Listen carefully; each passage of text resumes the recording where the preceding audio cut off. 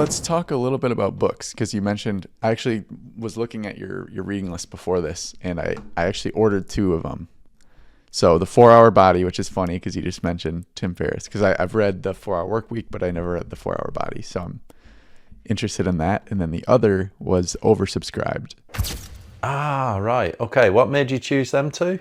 So Oversubscribed, I just like this. I'm going into a few business things right now, and they're still in the early phases of development, not really. And so, like you mentioned, everything is marketing, everything is sales. It's like you can make an amazing thing, but if no one knows about it, no one's going to buy it. So that stuck out to me because of that. I'm just interested in different ways of thinking about getting my stuff out there. And then the 4-Hour Body was just, I had heard other people talk about it, and Tim Ferriss is pretty awesome. So Tim Ferriss is like my idol, really. He's I love anything that comes out of his mouth, or anything he writes.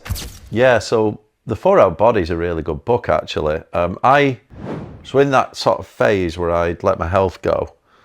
I'd studied, I've done a lot of videos on it. So what I did was immediately started intermittent fasting, and intermittent fasting I've been doing itself. that recently. The intermittent fasting does not burn fat. It's what it does is it's a tool to stop you eating so much, so that the idea is what's burning fat is you're eating fewer calories, right? That's what's burning fat. You can still do intermittent fasting and consume 4,000 calories in a 2-hour window, therefore cancelling out the fast, right? So it's the fact that you're eating fewer calories. The intermittent fasting means you've got less opportunity to eat. But I did that, and what it did for me was stop fridge raiding and stop, going in the fridge at night and eating shite. So what I ended up doing is, from that, I ended up getting into sort of full-on keto. So like low carb, proper keto. And then when I read 4-Hour Work Week years ago, and then when I read 4-Hour Body, which was after I'd done keto, so I learned keto from people like Thomas DeLauer. I don't know if you know him, he's one of the big influencers. I think one of his books is on there. It's the Mediterranean Diet Cookbook. It's brilliant. So it's like a cookbook. It's not, there is some theory in it. But the Tim Ferriss 4-Hour Body is what he calls slow carb. So he still allows some carb, and it teaches about carb cycling.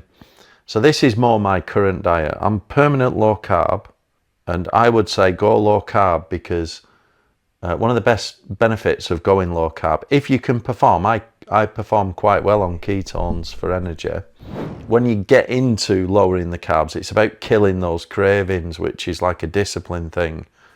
Now in 4-Hour Body, Tim Ferriss talks about having these sort of cheat meal days and things like this, like you maybe at a weekend you have one weekend where you have a refeed day.